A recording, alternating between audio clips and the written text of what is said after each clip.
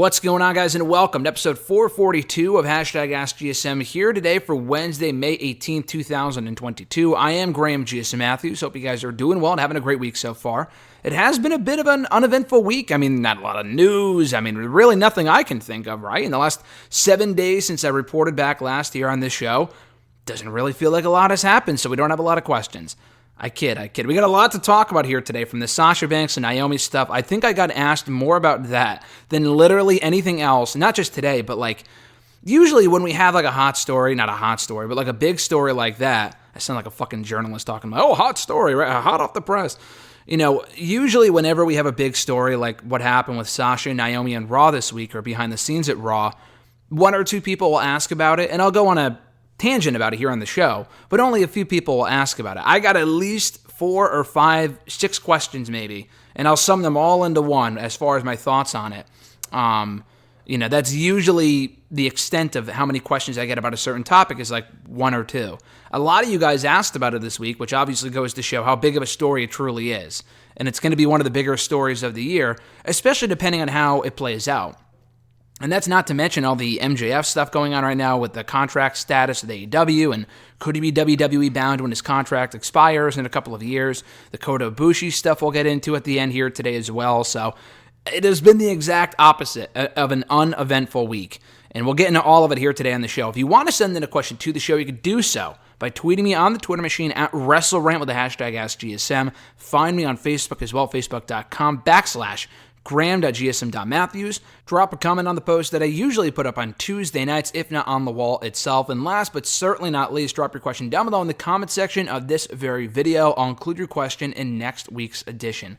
Let's get right into it with the first question of the day. Noel from Facebook. Thoughts on Sasha Banks and Naomi walking out? We're still less than 2 days removed from what happened on Monday. There's a lot of thoughts going on right now, a lot of reports still coming out. We really won't truly know what happened, maybe ever, but at least right now, we're still in the immediate aftermath of what happened on Monday. So we only have what we've been given so far from online reports, from people like, Fightful, Sean Ross Sapp, Wade Keller, I know, has commented on it, Brian Alvarez, maybe Dave Meltzer, I don't remember, but I know those were like the 3 main people, credible sources I had heard reports from regarding the incident. Sean Ross Sapp, Wade Keller, and Brian Alvarez. And obviously WWE put out their own statement on the story as well, as far as what happened from their end on Monday night, I think either during the show or after the show. Now, all of this was news to me. I did not watch Raw live. I watched it on delay. So usually I don't go on Twitter until after I'm done with the show to avoid spoilers and whatever. So I hopped on Twitter around 11:30.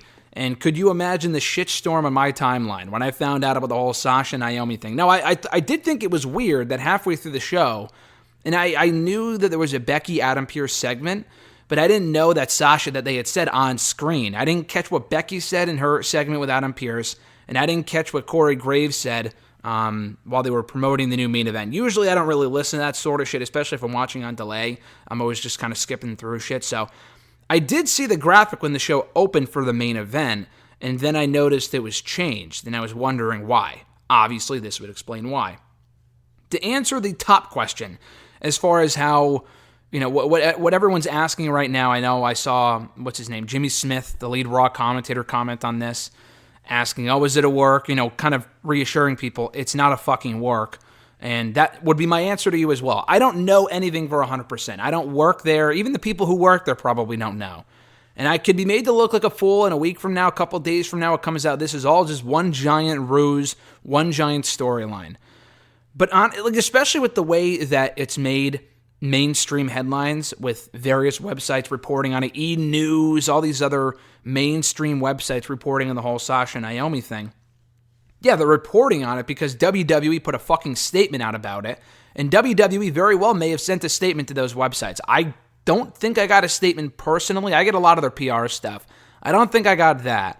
But I wouldn't be surprised if they had sent out a statement to these various outlets wanting them to run their side of the story. And even if that wasn't the case, they're bound to pick up on it anyway. I mean, a lot of the people who write for a lot of these websites, just speaking from my own personal experience, they have at least 1 or 2 people at each of these websites that are at least aware of wrestling, follow some of the headlines and stuff like that, and they will report on the bigger stuff. This is a big deal. They're not going to report on Becky Lynch losing to Asuka in the main event of Raw, because who gives a fuck if you're not a hardcore wrestling fan?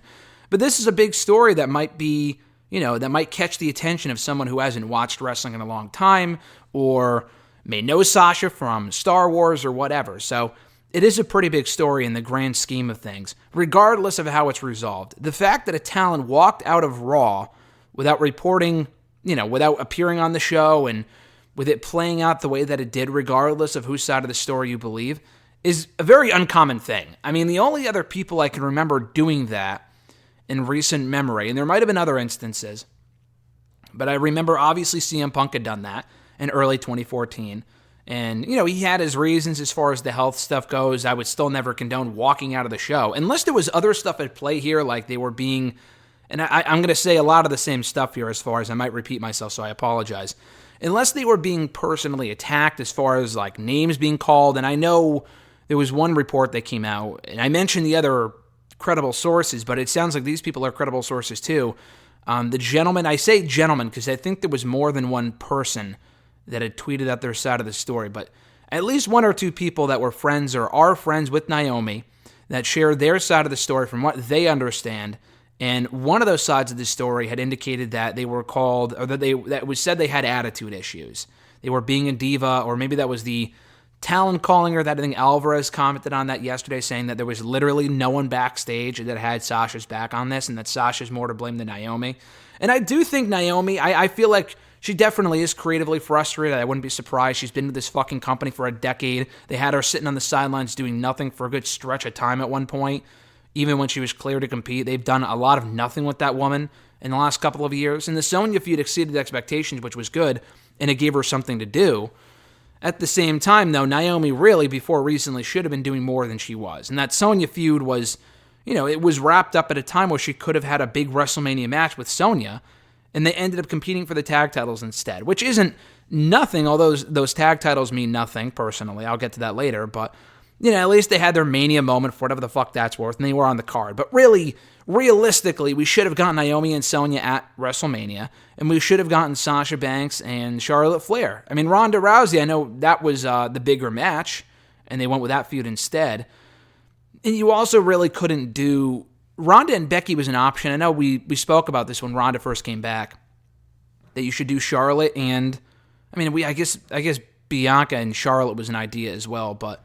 it didn't have the same story. In retrospect, I'm glad they did go with Bianca and Sasha, or Bianca and Becky rather, because that was where the story was. They had the best match, and one of the best matches on the entire show on night one of WrestleMania, one of my favorite matches of the weekend, if not my favorite match of the weekend. So it made sense for Bianca to beat Becky. Ronda, if she wasn't facing Becky, she had to face another top name, unless you bring her back after WrestleMania, but that kind of defeats the purpose, because you want every attraction possible for WrestleMania. So that kind of leaves Sasha Banks in the... It kind of leaves her out of the equation, factors her out, unfortunately. So she kind of got fucked there. And I believe with every ounce of my being, with every fiber of my being, that it would have been Charlotte and Sasha at WrestleMania had Ronda Rousey not come back. Now, I know it was indicated, I'm going all over the place here, and I apologize, but I know it was indicated at the time. It's been said that Ronda gave them their notice. Like, it wasn't said, a week before the Rumble, Ronda Rousey's coming back. I know when we found out about it, like online, it was reported about a week before the Rumble that Ronda was coming back. I would find it very hard to believe she had just said the week before the Rumble, hey, I'm clear to come back, like, here I come. Like, it was said at other points that she knew she was on her way back and had told them, like, hey, I'll be ready for WrestleMania, I'll be ready for the Royal Rumble in, like, November. Which would check out time-wise, because remember, it was in early November, probably before Ronda had said anything to the company about coming back, that they teased Charlotte and Sasha. No, I don't think they were going to do Charlotte and Sasha. They were teasing it for a fall feud. They were teasing it for WrestleMania, because they were already going into Toni Storm and Charlotte Flair at that point for the winter/fall. So I definitely think they were going to do Charlotte and Sasha at WrestleMania, regardless of what's being reported, because that could all be just hearsay, like what we're saying. It could all just be speculation, but we don't know that for a fact, but I wholeheartedly believe that would have been the Mania match. And not only did she not get that match, but she had this awful showing in the Rumble. She was only in there for, 5 or 10 minutes, got tossed out by Zelina Vega, and it's not like that really led to anything, because Sasha, literally disappeared from TV for, a fucking month after that. Like, she didn't come back until, like, after Elimination Chamber. And she was gone before the Rumble, too. She was brought back for the Rumble and still was treated like a complete afterthought in that match. And that, to me, really would have been, you would think, okay, why wouldn't she walk out after that? But from what it sounds like, what happened on Monday with the whole tag team title thing, and apparently that's the real gist of the situation here. What we know, I know the WWE report had indicated, they didn't feel comfortable working with two people in the ring. I don't believe that part of the story. First of all, the WWE statement on the matter is stupid. I thought that was completely unnecessary. They didn't do that for Steve Austin, I don't think. I know they addressed it on television after the fact. I don't think they said it on Raw that night. Maybe they did. I don't know. That was a bit of a different story. CM Punk, I don't remember there ever being any sort of report from WWE on the matter, from as far as Punk walking out of the show before it started. I don't remember that happening with Pac. I think that happened with Pac or Neville, right? I think the report was that he was supposed to be in the main event of Raw, or either way, he had walked out of Raw, had left and never came back, and they let him go a year later when his contract expired, I think. So they never really put out these sort of statements. They didn't put out a statement when Becky and Charlotte had their little title swap thing, and that kind of fucked up. It came off terribly on TV. And I know that was a little bit different because that didn't affect any plans as far as, what the main event was. No one gives a fuck that the main event got changed. We didn't deliver the main event. The main event is advertised. Okay, that is a shame. But then again, I really have no sympathy for the company in that case. This is the same fucking company that going into SummerSlam last year, as other people have said in recent days, that well knew that we're not going to have Sasha Banks for that show. It was reported like a week or two before the show, Sasha's probably not going to be at SummerSlam for whatever reason. We never found out. All right. They continued to advertise her anyway, literally up until the match was supposed to happen, until Carmella came out and it said that Sasha Banks will not be on the show. That is fucking inexcusable. For one of the biggest pay-per-views of the year, that being SummerSlam, to advertise a match that you knew for a fact was not going to happen, or had a very good suspicion was not going to happen. And even that day, they didn't say anything until the match was supposed to happen. That is bullshit. So as far as we didn't get our main event as advertised, I have no sympathy for the company whatsoever as far as, we didn't get our main event, advertised main event for the show. Literally no one gives a fuck. Becky and Asuka probably was going to be a better match anyway because the six-pack challenge was fucking random. It was random. So anyway, back to the story.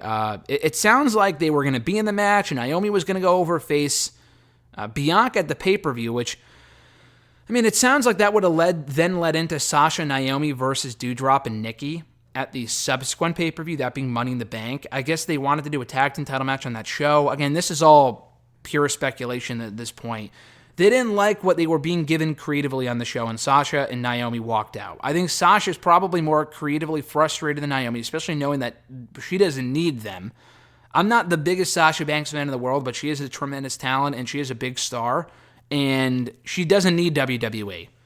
To be honest, WWE doesn't really need her either, but having her around is a big deal. They don't need anyone really, but obviously losing Sasha would be a big blow because she is a big star, and when she does appear on all these other shows and in Star Wars, she has the WWE name attached to her. That's WWE's Sasha Banks.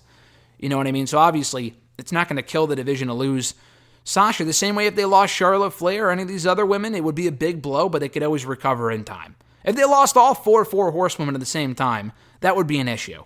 But anyway, so that's probably why she walked out. And I would assume, as they've told other people on Twitter in the last day, it was more of a culmination thing. So I don't think it was solely about the tag team titles, them being told, they mean nothing, it's okay that we're going to... Not splitting them up, but it sounds like they were just going to go in their separate directions, have different title matches, lose, and then come back to the tag team title stuff, which I have no issues with at all. That to me makes total sense. Ideally, should you have your tag team champions doing tag team stuff? Yeah, but the fact of the matter is that division is completely fucking depleted. No one cares about the women's tag team division with the way that WWE has booked it. Everyone cared when they first started, and rightfully so, because everyone was excited. It was a good idea. They had a lot of teams. They literally took a month to break up almost half of those tag teams and make those titles completely and utter fucking irrelevant. So Sasha and Naomi, it wasn't their choice to let's book ourselves to win the titles.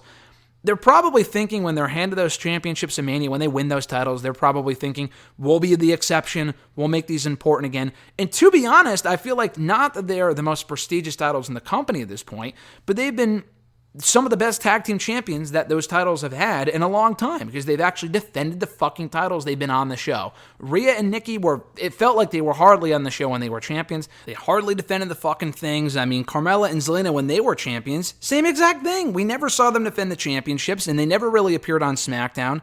And it's only been a month and a half, but since Naomi and Sasha won those titles, they've been on Raw almost every week. They've been on SmackDown almost every week. They've been protected. They've been made to look strong. They've defended the titles at least twice in the span of a month, which is more title defenses than I think Carmella and Zelina had when they were champions before they lost it.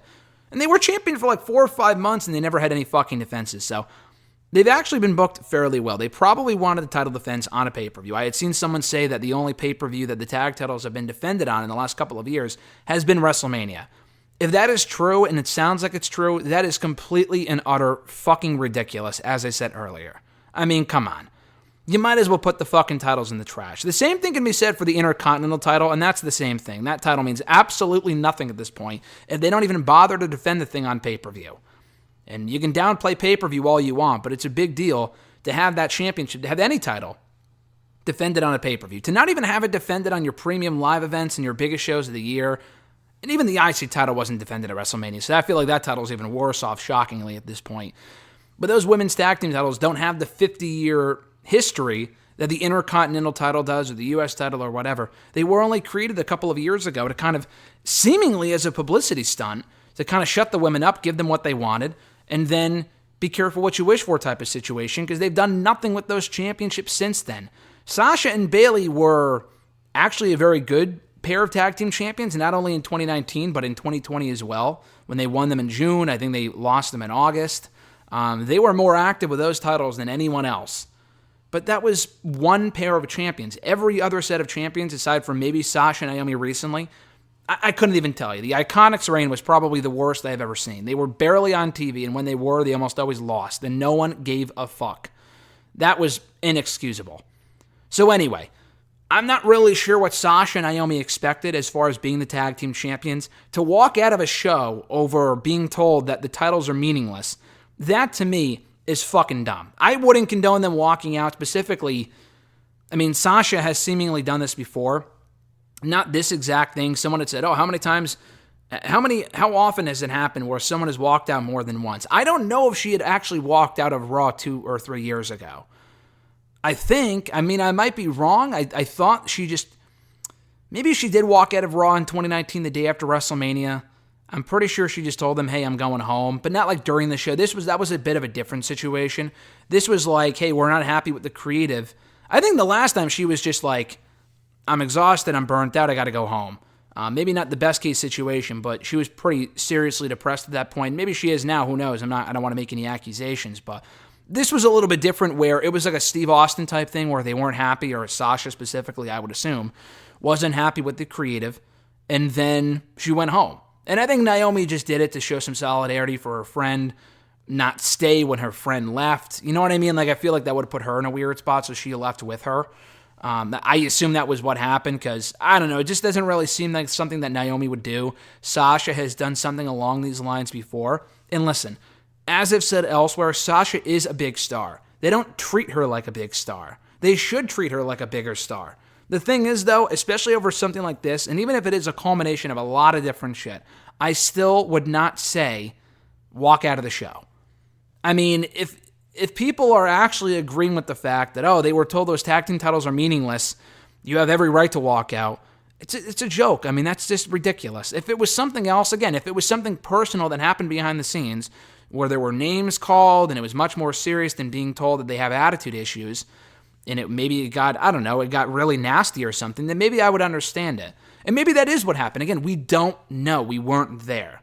You can't believe everything you read, but you got to take everything into consideration here. I don't think it was solely about the tag team titles, but for that to be the straw that broke the camel's back, so to speak, I think is dumb, because the tag team titles just mean nothing, and I'm not really sure what they expected. And it sounds like they weren't even going to break up. They were just going to go in separate directions for a month, do the singles stuff, and they were going to lose. Big fucking whoop-de-doo. I would love for WWE to do more with both women, but the fact of the matter is, it doesn't even make sense for them to win right now. Why would Naomi win the Raw Women's Championship when Bianca just won it? Why would Sasha win the SmackDown Women's title when Ronda Rousey just won it? And I guarantee you, assuming they come back, which I don't know if they will, and I'll get to that in a moment. As far as Sasha Banks goes, Naomi is someone they will always have on the back burner just to kind of throw out there. She can be a fan favorite. They'll never actually do anything of note with her, which I disagree with because I think she's gotten good enough to the point where you can make her a singles champion again. That's just me, and she's also very over. With Sasha, she is a bona fide star. And I know she hasn't been champion in about a year. I maintain that she probably would have won the belt back from Bianca at SummerSlam had she been there. Again, we still don't know what happened. It doesn't really matter at this point.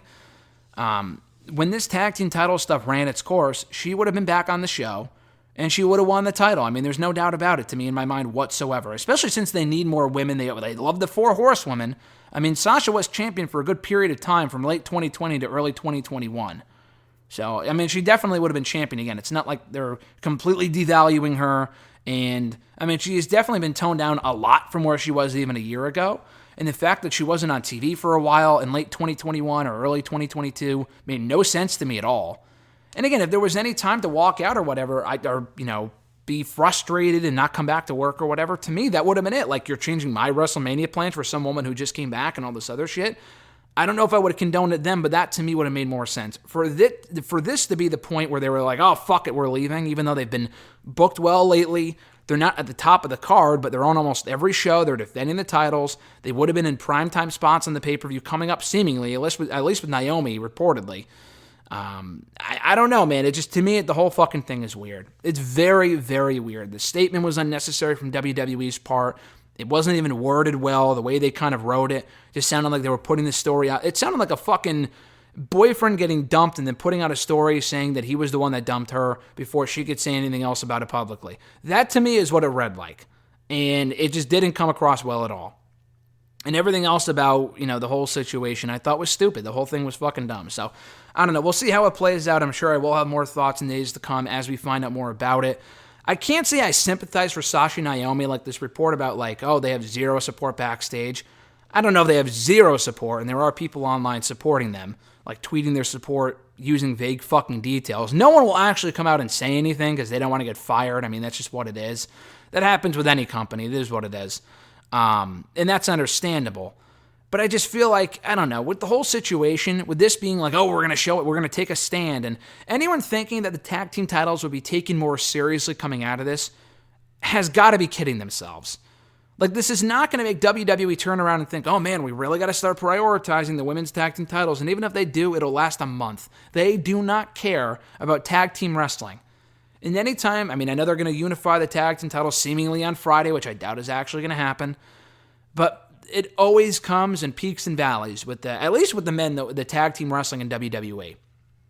It'll look like they'll care about it for a little bit. They'll push the tag teams. They'll prominently feature them. And then they'll go back to breaking up all the tag teams and not really featuring the tag team champions at all or booking them to look like shit. And then we'll only have 2 or 3 teams, which is what we're currently dealing with on both shows at the moment. It happens all the fucking time. The women's tag team titles don't even have any peaks.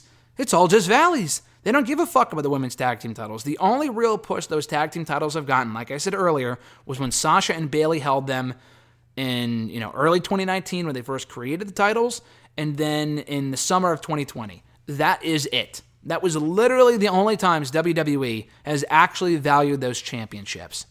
Although Sasha and Naomi have had a bit of a better reign lately, which is nice.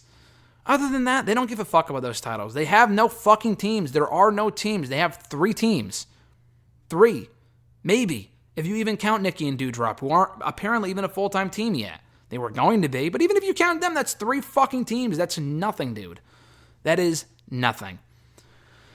So anyway, I forgot what I was saying earlier, why I even went off on that tangent. But the tag team titles just mean nothing, unfortunately. They never will mean anything. Oh, as far as people thinking that they'll actually take the title seriously coming out of this, they won't. I feel like it's more likely they would just get rid of the damn things and move on.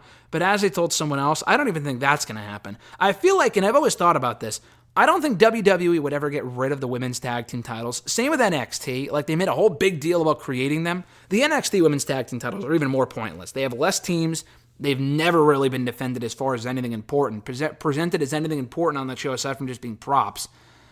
They should have just had the WWE Women's Tag Team titles defended amongst all 3 brands, as was the original plan, and not give NXT its own pair of women's tag team titles that just don't mean anything. especially now that their women's division is complete shit for the most part compared to what it was. The thing is, though, if they were to get rid of it, it just wouldn't be a good look for the company. It would be like, well, it's a step backward for women's wrestling if you're getting rid of a women's-centric championship. So I don't foresee that day ever coming, if, albeit anytime soon at the very least. I just don't see that happening. I just feel like if Sasha and Naomi don't come back, and there's a very real chance that happens, to answer someone else's question as far as, like, someone asked me, do you think Sasha and Naomi will be back? What's going to happen? There's a very real chance that Sasha just sits out the rest of her deal and doesn't come back. Naomi, I can see being not coerced back, but I just feel like she didn't really have much to do with this in the first place. I mean, she walked out with Sasha and should be reprimanded for that. I mean, that's just dumb. But I feel like, her husband works for the company. She feels like more like a WWE person. I don't see Naomi leaving and then going to a different company and having any more success anywhere else than she did in WWE. To me, she feels like a WWE superstar. She just through and through feels like a WWE person. I don't know. I feel like she'd get lost in the shuffle in 2 seconds if she even cares that much about wrestling to continue doing it beyond WWE. I mean, she's been with WWE for almost, 15 years at this point.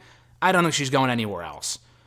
So, I don't think she'd go anywhere else. Sasha, she'd either go into acting or to go to AEW. I know that would probably interest her as well. And Tony Khan would be a moron to not bring her in unless she has major attitude issues, which I'm not her biggest fan as far as how she comes across as a person. But, it is what it is, and I'm sure the reward would be worth the risk, or whatever the expression is, to bring her in. And they'd be foolish not to at least consider it. Like, I don't think it's a Tessa Blanchard situation where she's completely toxic. So if I were Tony Khan, I would definitely make a phone call if she were free. But we don't know when their deals expire. That's really my question, too. If they're not willing to let Mustafa Ali go, they're not going to let Sasha Banks go. I mean, that would be ridiculous. I know they let go of other people like Toni Storm when she walked out. That was another thing. They never offered any statement on that, on Toni Storm walking out. Maybe it's because she wasn't advertised to be on a show that she didn't make. I don't know. But not that they should make a statement, but that's the thing. Why pick and choose who you make statements with and not others? And with Toni, I feel like it might have been a mental health thing. I've said that before. I don't want to, cite that as the exact reason. I have no idea. I mean, she seems like a lovely person. I wouldn't want to, that's not even accusing, but I don't know. I really have no idea. That was always my belief that might have been the reason. And they were a bit more accommodating as far as letting her go. With Sasha, I don't know what the issue is, aside from her just being pissed with however she's been booked for the last number of months, which is understandable. Would I walk out over it during an episode of Raw or just in general? Probably not. I mean, there's a lot of people on that roster that have to deal with a lot of dumb shit, and they do it anyway. I mean, that's kind of what you sign up for, honestly, with this company. It's a real risk. Sasha's been here before. She's not new to the company. She knew the song and dance. She's had to do it before. And this, to me, is a real dumb thing to walk out over on the surface. So I know there's more to it. There's bound to be more to it. I'm not saying she's completely in the wrong. I don't agree with it. I don't even agree with WWE's handling of the situation either. So I feel like everyone's kind of in the wrong here. And we'll see how it plays out. I think there's a better chance that Naomi comes back than Sasha Banks. And they might just let go of Naomi thinking, listen, you don't fucking do that. And you got to set an example, because if they just kind of let it slide and bring back Sasha like nothing ever happened, what's stopping another woman from doing that? If Sasha's done this multiple times by this point, apparently, what is stopping other talent from doing the same thing or pulling the same card and them not? If they don't fire Sasha over this, why would they fire someone else? That would just be pure favoritism. So, and you can't do that. That would be even a worse look. So I'm not saying fire Sasha or Naomi, but there's got to be consequences. And even if there isn't consequences, I'm not even sure Sasha would want to come back after what happened. Because, again, that's a pretty big thing to be walking out of a TV taping. It's not like, I was supposed to take time off and now I'm just not coming back, or my deal's up and blah, blah, blah. This is a very big deal. So, again, they could be back on TV in a week or two. I don't foresee that happening, honestly. I feel like they'll just vacate the tag team titles at some point, put them on one of their other 2 teams, and then call it a day. And I think they'll probably try to work things out with Naomi, probably because her deal, I don't know when it's up, but I feel like it wouldn't be up anytime soon. And it'll be an Ali situation where it's like, we can either have you sit home or you can come to work and finish out the rest of your deal. And if you're that unhappy, then you leave. And I don't think she's leaving anyway unless they let go of her. Sasha, it might be more like, all right, just sit at home until, your deal is up, and then we'll, they would love to keep her. They'll make a big deal, a big play to keep her. And at this point, if Sasha stays and her deal is up and she resigns, I already have no sympathy. I would have sub-zero sympathy for Sasha Banks. I mean, if she's so creatively fucking frustrated, happens once, whatever, it happens. Happens twice now where she's had an issue with the company creatively and she's walked out over it. Then it's time to fucking leave. She doesn't need them anymore, and it's time for her to go anyway. So, I don't know what to tell you. If she stays after this and she's back and she resigns, I love Vince McMahon, I don't even know what to tell you.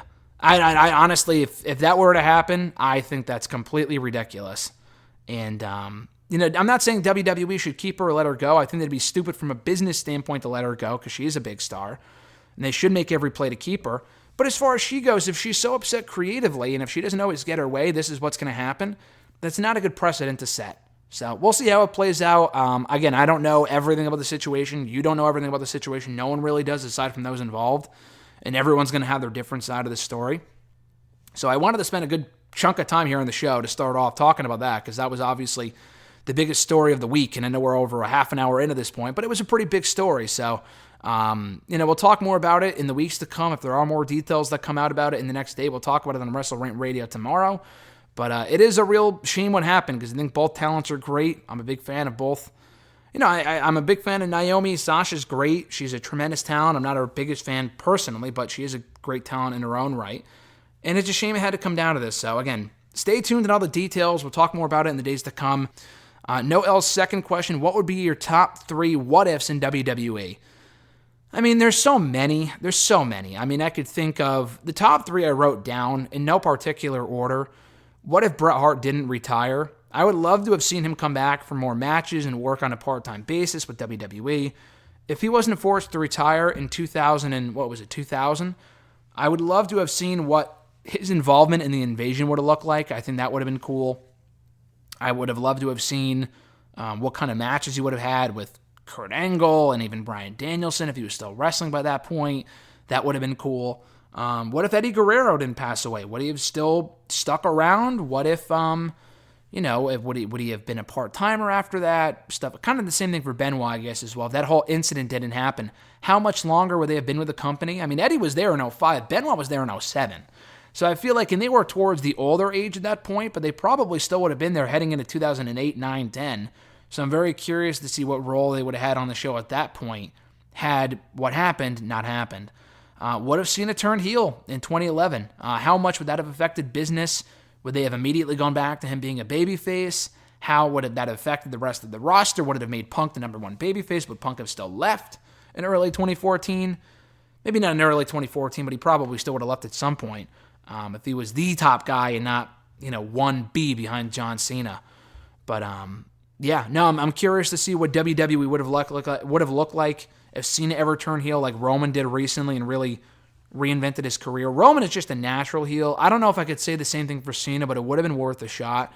What if Steve Austin didn't turn heel at WrestleMania 17 with the product? The product was still damn good heading into late 2001, 2002, but it would have completely killed the Attitude Era. Would the Attitude Era have lived on beyond WrestleMania 17? What if the invasion was done correctly? What if all these other people were involved in the invasion that year? All the big names like the NWO and stuff like that. How much would it have changed WWE's history, including would SmackDown even exist? Would that Monday night show become Nitro? Would Raw become, the Thursday show like SmackDown ended up becoming? SmackDown was already around at that point, but would that have stuck around? Would they have gotten rid of it? Those are a lot of the biggest what-ifs, I would say. There's definitely a lot more.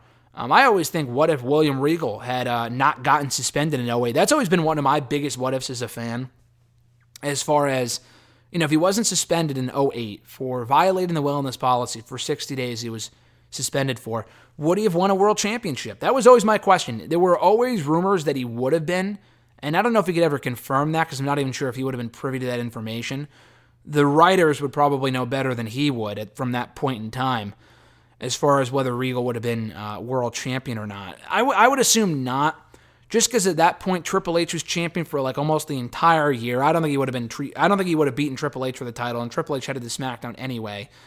And then the world title on Raw went from Edge, I think, to CM Punk, and then Jericho. So I'm not really sure where Regal would have fit in there as well. And that was, by that point, Regal probably would have cooled off by the summer, so that probably wouldn't have happened. But for me as a fan, that's always been one of my biggest what-ifs as far as what if Regal wasn't suspended? Would he have won the World Championship or even challenged for it on pay-per-view? Probably not, but Always something I've considered. At Reborn again from the Twitter machine and on YouTube as well. Real Honesty with John Retland. Check out his content. Does great work, as they always say. His first question was, so the whole Sasha and Naomi thing is bizarre to say the least. I wonder how it'll end. I already talked about that earlier. His second question, with All Out under 2 weeks away, what would be the best end result for Paige versus Punk? Punk winning is the obvious choice, but could they in any way justify Paige retaining? Well, you said All Out is a couple of weeks. I thought Double or Nothing was in a few weeks, so that means I guess All Out is that same weekend. I kid. But yeah, for Double or Nothing, Paige versus Punk. I've got Punk winning as well. I wouldn't mind if Paige won. Honestly, I don't think it's a bad thing if Paige retains. If anything, it honestly might be more of a help to him. I mean, obviously, winning more than losing, what a concept, but what would really help him. But I feel like that could be really what gets his reign back on track. You can't absolutely justify Paige retaining. I think this is more unpredictable than people think. Punk winning, I think, is not the slam dunk choice, but it does make more sense because Punk's really hot right now. He may not be as hot in a year. He may not even be around in a year. I mean, who fucking knows what'll happen between now and then. But I don't know. Paige's reign has really felt underwhelming to me on the whole. So I would put the belt on Punk and maybe either turn Paige heel or do whatever with him. I don't know. But I'm not really sure. But with, Punk, though, I feel like now is the time to put the championship on him. Paige beating him. You can always do a rematch at some other point down the road. Maybe Paige wins here via cheating. You turn Paige heel, which, again, I wouldn't do personally. But I could see a situation where you have Paige win here, and then you build the Punk winning the belt in Chicago, and then by that point, Paige is a full-fledged heel. Kind of like how Punk and Jeff Hardy had their feud when they were first feuding back in 2009. Punk was still a babyface, and he slowly turned heel, and by the end of it, he was a full-fledged heel, and he was a complete and utter fucking asshole, So you could do that. But yeah, Paige winning, though, would really give him a big win that he didn't already have. Now, he beat Omega at Full Gear, and he's beaten Bryan Danielson, so he has credibility, obviously, but his reign has cooled off a lot since then, and that was 4 months ago since he beat Bryan Danielson. Beating Lance Archer, what did he fucking do? Adam Cole, cool, but still, I think he needed some more big names to beat, and Punk would be that guy. I would still put the belt on Punk personally, but if they had Paige win, there is a way you can work around it. Punk wouldn't be dead in the water. It would be a big win for Paige. It would really cement him as a credible champion if he isn't one already. So it wouldn't be the worst case scenario, and I wouldn't hate it. I'm honestly fine with either outcome, although personally, selfishly, I would like to see Punk win. I feel like that makes more sense, in my opinion. His next question, has NXT 2.0 generally been a mess in the last few months, or is it just me? There's some good, but they've also got some gimmicks that just bring the product down, in my opinion. No, you are not wrong. NXT 2.0, I've always said, has been largely a mixed bag as far as how they've presented the product and stuff like that. It is just not a good show. It really is not. There are some good matches and some good storylines. Like, I like what they're doing right now with the tag team titles and the Creed brothers and the NXT North American title. But the Breaker Joe Gacy stuff is fucking awful. A lot of their new people that are on the show are just not ready for TV yet. Wendy Chu and Mandy Rose is fucking stupid. Von Wagner's spot last night where he chucked Wesley on top of the commentary table, that was actually pretty impressive. I will give him that. But I still don't give a fuck about Von Wagner being on my TV. Some of the gimmicks are just not good. That Kiana James girl with the librarian gimmick or whatever the fuck that was stupid. That gave me major Leva Bates vibes, and that gimmick sucks in AEW as well. They haven't done it in forever, so it's not that big of a deal, but the faction war, I really like Escobar and D'Angelo. D'Angelo's grown on me. The gimmick I don't hate, but the whole faction warfare thing with people getting kidnapped and shit is just, it's dumb to me. I'm not a big fan of it, so the product at this point to me is more bad than good, and they will have some diamonds in the rough, and they will have some really good matches from time to time, but a majority of the show is prime developmental, and it should not be 2 hours. It should not be on USA, and it should not be 2 hours. If this was the NXT of old on the network or on Hulu from 9-10 years ago, I would be like, okay, it makes sense for developing new stars. But when you have this stigma of being the third brand and it has 2 hours on USA, it's not exactly, the third brand anymore. It is televised developmental, and it's always been developmental, but it's more developmental now than it's been in many, many years. They're pretty much doing what they would be doing on the house shows and on, in the Performance Center and stuff like that on television, which is not good. The show sucks. I'm sorry. The show is just, more often than not, it is not good.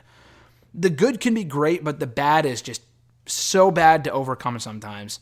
And it's just, in my opinion, it's not a good show. So I'll continue to watch it, obviously, for people to keep an eye on. I review the show. I got to watch all this shit. But, even compared to Raw to me has been a lot better of a show compared to Raw or compared to NXT and SmackDown in recent months. Raw has been, in a weird way, it's been the show in WWE in the last couple of months, which I never thought I would say, but it's a fact. At Iwagu91, I know you don't watch or follow much New Japan, but what are your thoughts on Ace Austin and Wheeler Yuta being a part of the Best of the Super Juniors tournament? I think it's awesome. I've heard of it. I'm not watching the tournament. Like you said, I don't really cover New Japan much at all. I don't watch the shit, but no, that's awesome. Ace Austin is great. He's an awesome get for Impact. Wheeler Yuta being in it from AEW is really cool as well. So getting some other interpromotional talent in there. I think someone else from Impact was in it last year. I don't remember. I don't know if it was Ace Austin. I thought it was someone else. Not Laredo Kid. Maybe it was Trey Miguel. I don't know. There was another Impact X Division guy, I think. Oh, Chris Bay. I think Chris Bay was in it last year. Chris Bay's awesome too. So, yeah, no, I think the fact that Austin and Yuta are in it is great because both are tremendous talents, and I think they're going to do well there in that tournament. His next question, considering that Big E, Cesaro, all things considered, Riddle, and currently Theory have done well in the WWE, do you suppose that superstars losing either the first or last of their ring name don't always flunk in the company? No, they don't, but I don't think anyone ever argued that they did. The thing is, when people lose their names or get their names changed, it's just an unnecessary change, but it's not a career killer. To me, changing your name to fucking Butch is stupid. That, to me, is a near career killer. That is a name to really, you can't take the guy seriously. That is fucking dumb. Some of the names they've come up with in NXT as part of the name changes, Alba Fire, Katana Chance, to me are stupid as well. They're very dumb. People losing their first or last name isn't that big of a deal. Big E was fine. I don't even really remember Big E Langston at this point. I can't even imagine calling him that. Antonio Cesaro becoming just Cesaro wasn't that big of a deal. The Riddle thing was dumb. It sounds silly. Why isn't he just Matt Riddle? But it is what it is. In theory, again, it sounds silly, but it's not a career killer. He's better off as Austin Theory. You're not gonna, if you type in Austin Theory, it'll bring up more results than if you just typed in, I don't know, Theory. If you typed in Theory on Google, it'll not direct you to Austin Theory. I guarantee you. Same thing with Riddle, probably. You would have to have their first name in there. So I think it's silly and it's unnecessary, but it doesn't mean that they're not going to do well in WWE. All those people, you're right, they did do well, and they had no reason to not do well. The name, it can be a hindrance for them. It didn't really matter. Some people losing their first or last name, it makes literally no sense. Like Angel and Humberto, why aren't they just Angel Garza and Humberto Carrillo? It's not going to prevent them from becoming stars if WWE bothered to push them, but it's just silly, and it just doesn't make a lot of sense. So, those are my thoughts on that. He also asks your thoughts on the Inspiration's time on Impact Wrestling.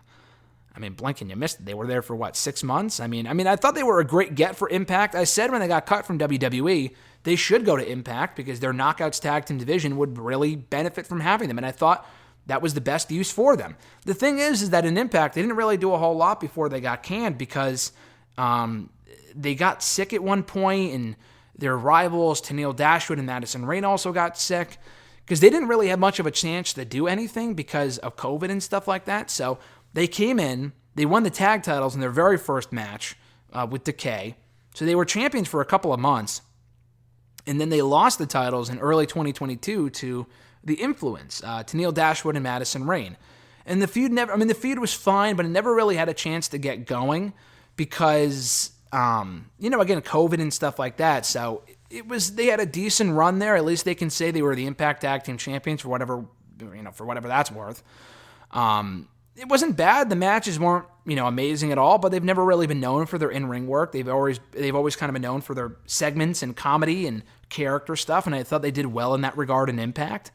I would have liked to have seen them stick around and do more on their own there and kind of branch off into singles at some point, but they wanted to explore other endeavors, which is fine too. So, so with Impact, it's a shame that their time already came to an end, but it is what it is, and we'll see what the future holds for them going forward. Not a bad run there, but again, if you didn't know they were there and you barely watched the product, then it really didn't make much of an impact at all, no pun intended. It was kind of a blink and you missed the thing where they weren't there for very long and didn't really have much of a chance to make much of an impact because they really weren't on the show much. It was what it was.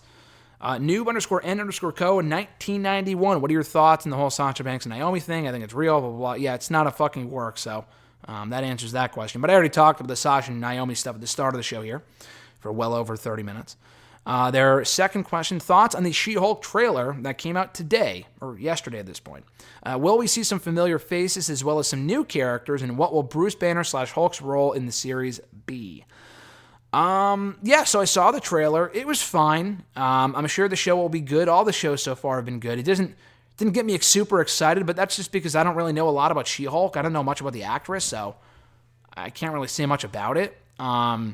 I don't know, the way she looked like fucking Shrek in some of the scenes where they showed her as, as She-Hulk. So maybe the CGI isn't done yet. Maybe it'll end up looking better, like a Sonic situation type thing where they end up improving it between now and when it comes out in a few months.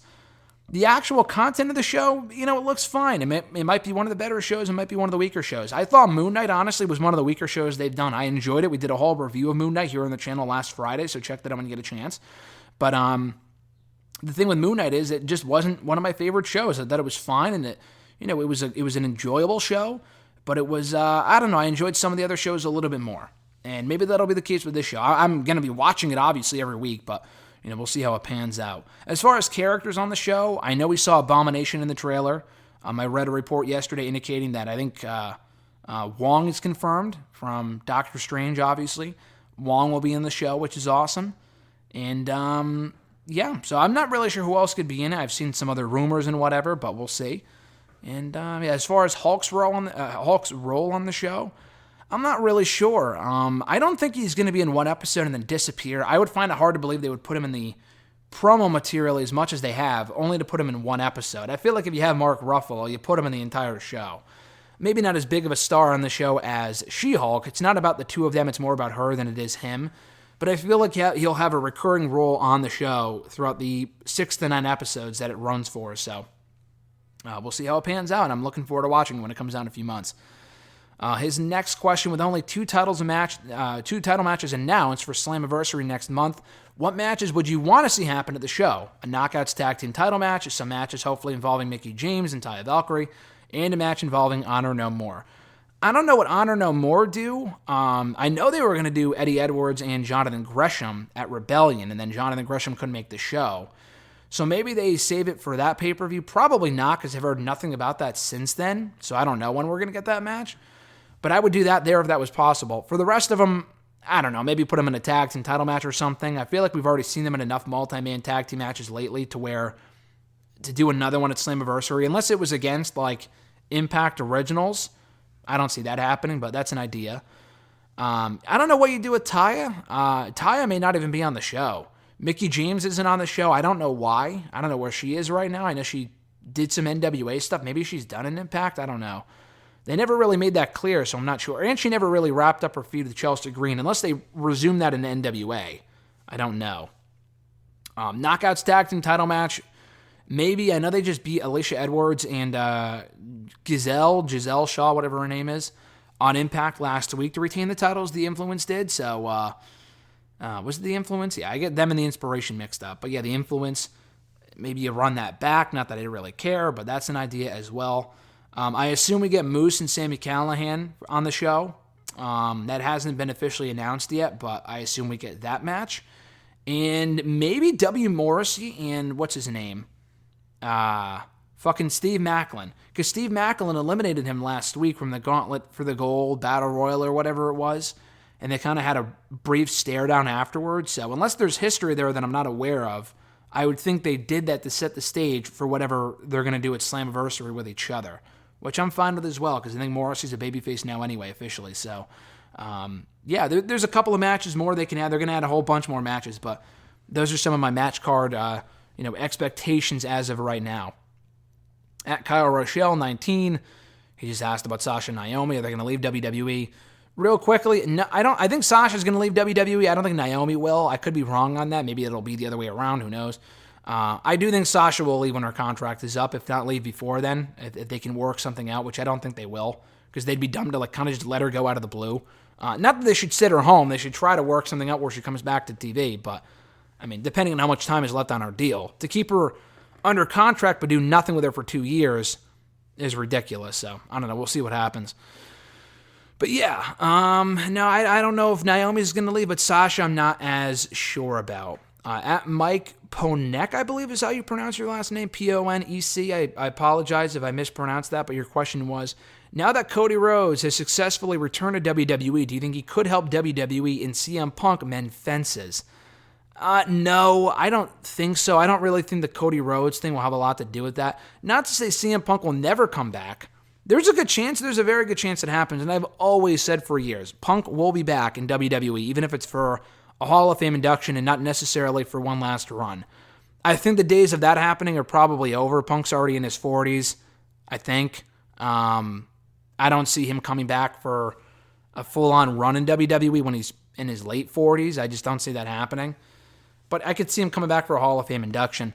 And even if not, I mean, I don't think the Cody Rhodes thing has a lot to do with it. I mean, Cody Rhodes left because of how he was booked and all this other shit.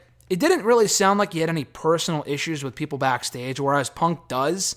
It sounds like he has a lot of issues with Triple H, Vince. He left for health reasons and stuff like that. So I just don't see a situation where the Cody Rhodes thing really has anything to do with CM Punk coming back. If Punk comes back, it'll be for other reasons.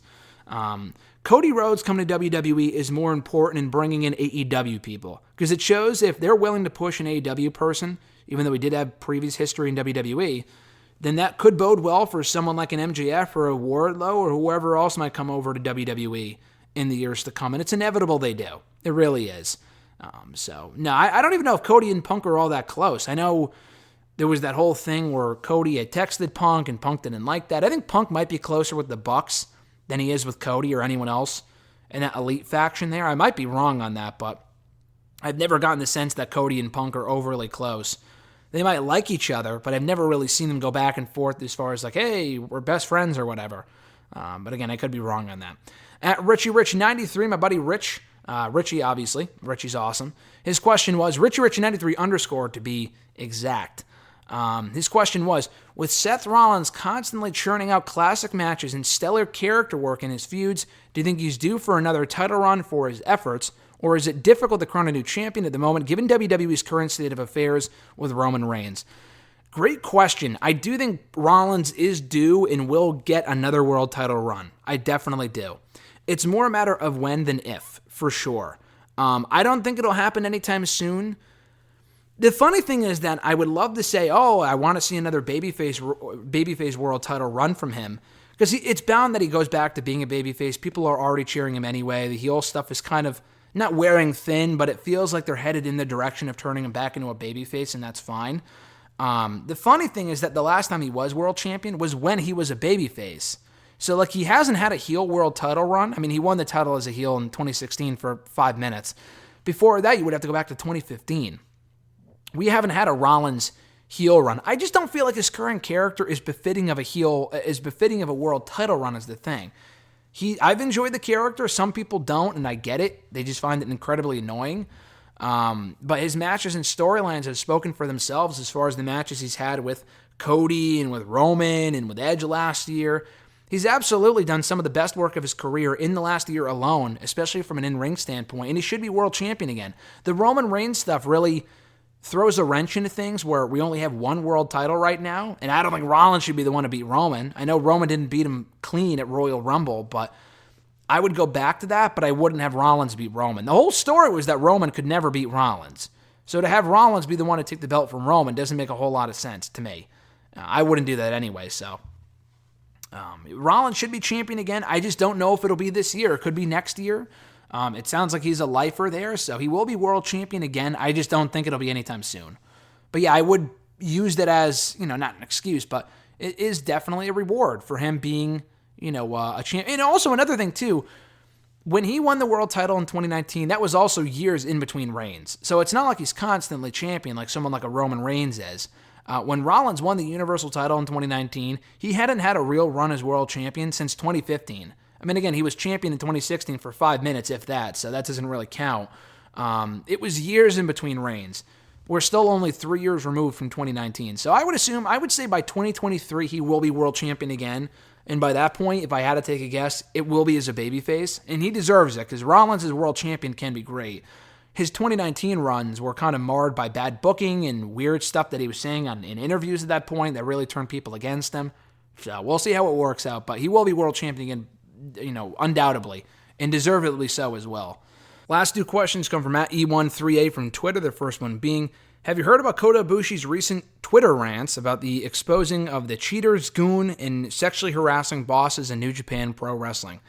Yeah, I did hear all about that, and it was quite crazy. It just feels like Kota, not only in this circumstance, but just in general, doesn't give a fuck. Like, if you remember that reporter story from a few years ago, like it would have been 2016 at this point, but when he was in WWE briefly for the Cruiserweight Classic, he went all the way, and it was really the company's fault for, it would have been dumb if he was bumped in like the second round, but he went all the way to the finals or the semifinals or whatever it was before telling them, yeah, I'm not going to sign.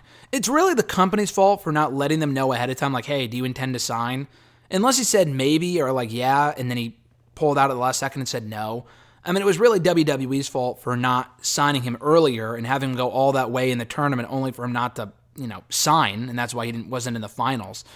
But anyway, so Kota just doesn't give a fuck. And you heard that story from the Cruiserweight Classic where he went backstage and high-fived the big man who ended up being Vince McMahon. Kota probably had no idea who the fuck he was. Vince probably found it funny, but there was apparently a lot of heat on Kota for doing that. Like, why would you high-five the boss not knowing who he was or whatever? I think that's hysterical. But yeah, so I heard about that. It doesn't sound like he'll be back in New Japan, which is a shame. I think he only signed there a few years ago. I feel like he only signed an exclusive deal there, and he's been there forever, obviously, but he only signed an exclusive deal in, I think, 2019. It was around the time that AEW started, and he went to New Japan instead of AEW. And I think that was because, he would have to relocate, I would assume, to the United States, and he wasn't willing to do that, so he went to New Japan instead. I could be wrong on what happens here, and I don't know everything about New Japan or the Kotabushi situation, but from what I understand, he will not be back. That sounds like, even more so than the Sasha thing. Some of the stuff that he's been tweeting about and just burying the company over, and he's just been frustrated with a few different things as far as, I don't know about the booking, but more so like how certain situations were handled and whatever. It doesn't sound like they're very happy with him and they're going to have him back. So, and they take those matters seriously and a lot differently than like a WWE would or an AEW or whatever. For them, I don't really think it's about the business. If you disrespect the people that run that company, they do not want you there. And it sounds like that's what Kotabushi is doing. For better or for worse, for right or wrong, whatever reason, it doesn't really sound like they're all that happy with whatever he's saying on social media. So I'd be surprised if he goes back, which is a shame because I think Kotabushi's awesome. And, I don't know if he would ever work for a company here in the U.S. So him being in New Japan really would open the doors for him coming to AEW for like a one-off or being at Forbidden Door. Even if this didn't happen, it sounds like he's pretty hurt and he wouldn't be there anyway, which is a shame. But I don't know if he'd be able to come to AEW or do anything with AEW if it wasn't, even with the relationship that they have with New Japan. For them to bring in Kotabushi right after leaving New Japan, I don't know about that. I'm not really sure that would happen. So, we'll see how it plays out. Last question also from @E13 Emmanuel. His question was, have you heard about MJF's contract situation and him refusing to sign any new deals with AEW? That was another big story of the week. That probably would have been the leading story for this week if, this whole Sasha and Naomi thing didn't happen. The MJF stuff came out, I think on Friday, so it wouldn't have been this week, but it would have been for this show because it came out after I recorded last week's episode.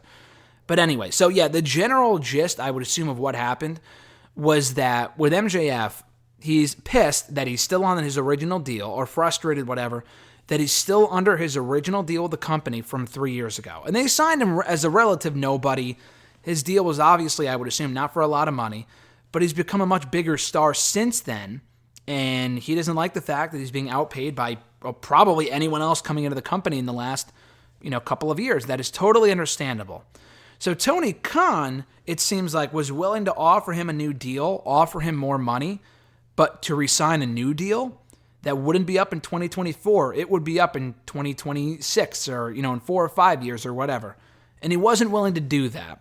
So that, to me, falls more on MJF. If he wants his free agency in 2022, then he's going to have to deal with his current contract. You can't re-sign for more money, but then still have your same deal where it expires in 2024.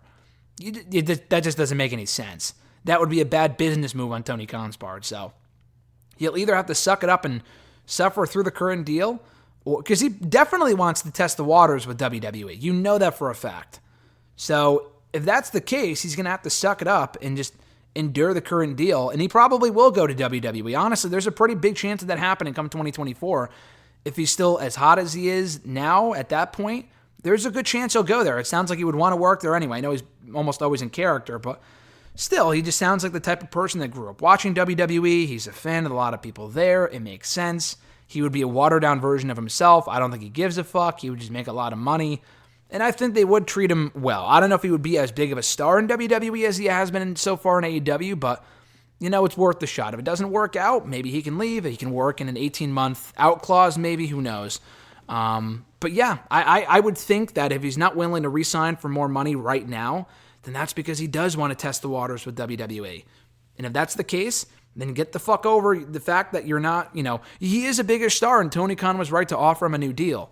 But he's got to know there's some commitment there. If MJF isn't committed to re-signing for another 5 years or so, like 3 to 5 years, that wouldn't be a good business move on Tony Khan's part to offer him more money now if he's just going to leave or have his contract lapse or whatever in 2022, or 2024 rather. So 2024 is going to be real interesting, to say the least. So we'll see how it plays out. I think there's a real chance that they get back on the same page very soon. In the next couple of months, they put the belt on MJF as they should. And then he does re-sign with AEW in the end. But anything can change in the next 2 years. Just keep that in mind. And that's going to do it, guys, for today's episode of #AskGSM, episode 442, here today for Wednesday, May 18th, 2022. Not May 19th. That's tomorrow. Sorry, Kane. But yeah, it's been great chatting with you guys here today. Thank you so much for checking on the show. As always, I appreciate you. I know we spent a lot of time on the Sasha and Naomi stuff, but like I said earlier, the more that, more reports that come out, more details that emerge, we'll be breaking it all down again tomorrow on WrestleRant Radio and getting RJ's take as well. So keep an ear out for that on all the podcast platforms on Thursday. If you want to send in a question to this show, you could do so for next week's episode by tweeting me on the Twitter machine at WrestleRant with the #AskGSM. Find me on Facebook as well, facebook.com/Graham.gsm.Matthews. Drop a comment on the post that I usually put up on Tuesday nights, if not on the wall itself. And last but certainly not least, drop your question down below in the comment section on this very video. And I'll be sure to include your question in next week's edition. Have a great rest of your week, folks. I'm Graham GSM Matthews, and I'll catch your ass down the road.